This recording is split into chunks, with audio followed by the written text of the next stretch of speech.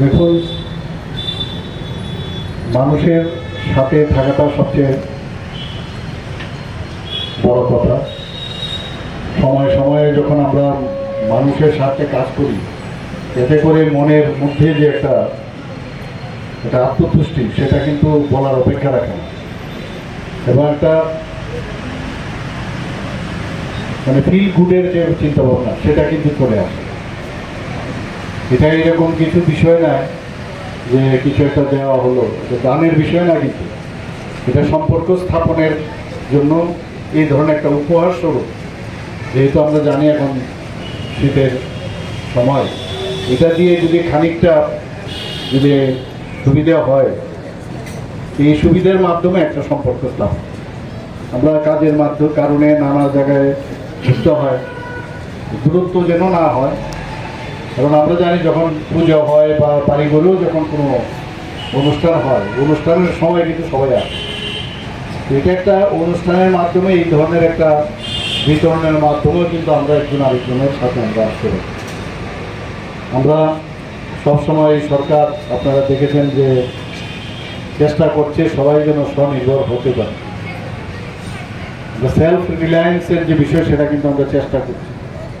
বিশেষ করে মা বোনদের যে আর্থসামাজিক উন্নয়ন গ্রামে গঞ্জে, আমরা সেটা চেষ্টা করছি, এবং সেটা কিন্তু মাননীয় প্রধানমন্ত্রীজিও চাইছেন যে মহিলাদেরকে তাদেরকে সেলফ রিলায়েন্স করতে হবে, তাদের শক্তিশালী করতে হবে, তাদেরকে ক্ষমতায়ন দেওয়া দরকার। যেখানে 50%-এর উপরে আমাদের ত্রিস্তরীয় পঞ্চায়েত, আপনারা দেখবেন মহিলাদেরকে বা যে আসন সংখ্যা, এবং তারা জিতেছেও সেখানে।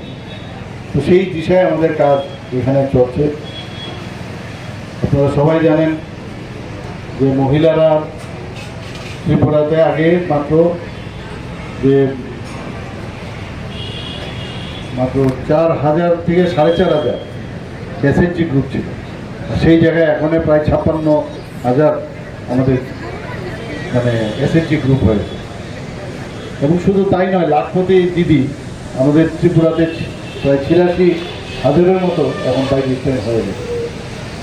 তো এই যে 400 কোটি টাকার মতো আমরা রিভলভিং ফান্ড দিচ্ছি, বিভিন্নভাবে ব্যাংকের মাধ্যমেও আমরা আর্থিকভাবে সাহায্য করছি, যাতে ওদের যে সেলফ হেল্প গ্রুপের বিভিন্ন যেসব কাজে ওনারা আছেন, তাদেরকে যাতে আরও উৎসাহিত করা যায়। এবং তাতে করে কিন্তু আমাদের রাজ্যের যেমন জিএসডিপি বাড়বে, আমাদের দেশের জিডিপিও বাড়বে। এবং সেটা কিন্তু কাজ হয়েছে। সেটা আমরা গুণগত শিক্ষার যাতে ভালো হয় ত্রিপুরাতে, আমরা বিভিন্নভাবে শিক্ষার মান উন্নয়ন করছি। আপনারা স্বাস্থ্যের কথা যদি বলেন, আগে কথায় কথায় মানুষ বাইরে চলে যেত, এখন প্রায় এখানে সুপার স্পেশালিটির আমরা ত্রিপুরাতে আগরতলা মেডিকেল কলেজে আমরা করেছি। সেখানে 9টা সুপার স্পেশালিটির এখন কাজ চলছে। সুপার স্পেশালিস্টরা আছেন, কোথায় কোথায় বাইরে যাওয়ার প্রবণতাও কিন্তু অনেকটা কমে গেছে। কিছুদিন আগে আপনারা দেখেছেন মাননীয় গৃহমন্ত্রীজি ত্রিপুরাতে এসেছিলেন। ওনার নেতৃত্বে এখানে 72তম যে এনইসির বৈঠক এখানে হয়েছে। অনেকে ভেবেছিল যে ত্রিপুরাতে ওনারা করতে পারবেন, এবং এরকম জায়গায় নেই ত্রিপুরাতে এত সুন্দরভাবে, যেটা মেঘালয়ে হতে হবে, আসামেও হয়েছিল। কিন্তু আমরা চ্যালেঞ্জ হিসেবে আমরা ওটাকে নিয়েছি, আমরা পারবো না কেন। এবং এত সুন্দর করেছি, এত ভালোভাবে আমরা সেটা করেছি যে 8টা রাজ্যের অষ্টলক্ষ্মীর যে স্টেটগুলো আছে, সমস্ত গভর্নররা, মুখ্যমন্ত্রী এসে বলছেন এখন থেকে ত্রিপুরাতে যেন বারবার যেন এই ধরনের প্ল্যান। আমরা কিন্তু খুব সিরিয়াসলি কোনো জিনিস যখন আমাদের মনে হয় যে সেটা করতে হবে, সেটা আমরা করেছি। কিছুদিন আগে প্রাকৃতিক দুর্যোগ এখানে ত্রিপুরাতে হয়েছিল, আমরা সবাই ভুক্তভোগী। কী হবে বুঝতে পারছিলাম না। আমরা প্রায় 600 মিলিমিটারের উপরে বৃষ্টিপাত হয়েছে সে বকাফার মধ্যে, সমস্ত চারিদিকে হাঁকা। সেই জায়গায়ও কিন্তু আমাদের সরকার, কেন্দ্রীয় সরকার, আমরা মিলে মিশে এবং আপনারা সবার সহযোগিতা আমরা সেই মোকাবেলাও কিন্তু করি। প্রায় আমাদের 15,000 কোটি টাকার মতো লস হয়েছে চারিদিকে। কেন্দ্রীয় সরকার এখন দিচ্ছে এবং যে নিয়ম আছে সেই নিয়ম ফলো করে সেটা দেবে, কিন্তু তারপরেও কিন্তু আমরা বসে নিই।